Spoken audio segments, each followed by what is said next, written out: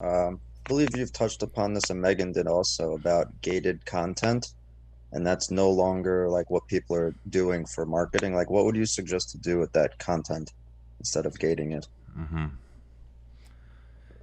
This is a great question. I love like narrowing in on this topic so that people really understand, because I hear a lot of marketers say we're not going to gate our content anymore, and they're in interviews with me, and then I ask them, why aren't you going to gate? Why are you stopping content? Why you stop gating it? And they don't really know.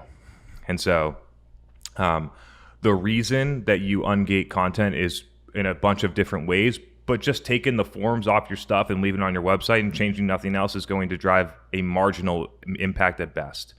It needs to be a more holistic change than just taking the forms off. And so some of the signals that come along with ungating content is, one, you stop prioritizing MQLs as a primary marketing metric. In order, like that, you basically have to make that choice in order to remove the gates, or you have to redefine an MQL. Either way.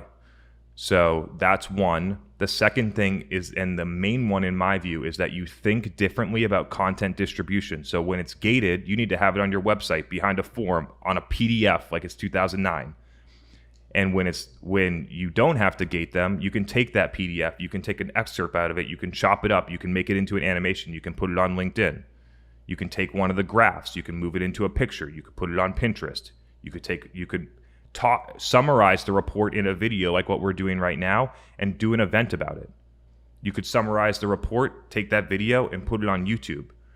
Companies don't do any of those tactics because they need to funnel people back to submit a form to get the PDF.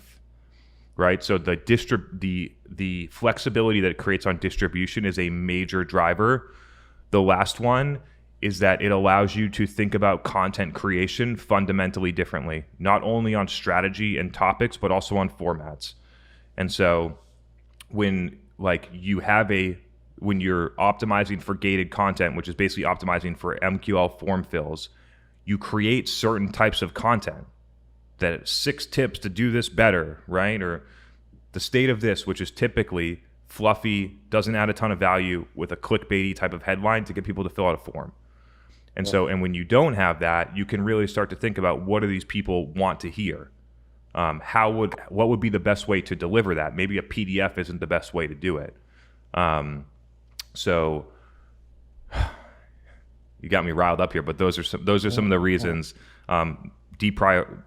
Deprioritize poor defined MQLs, think differently about distribution, think differently about what content you create. Yeah, it kind of just turns into a blog post then if you're not taking the lead in a way. If all you do is change the take away the form and then move it from a PDF, yes, you just take a PDF and you convert it into a blog post and you take the form down, and that's not going to drive a significant amount of value. Yeah, fair enough. Thank you.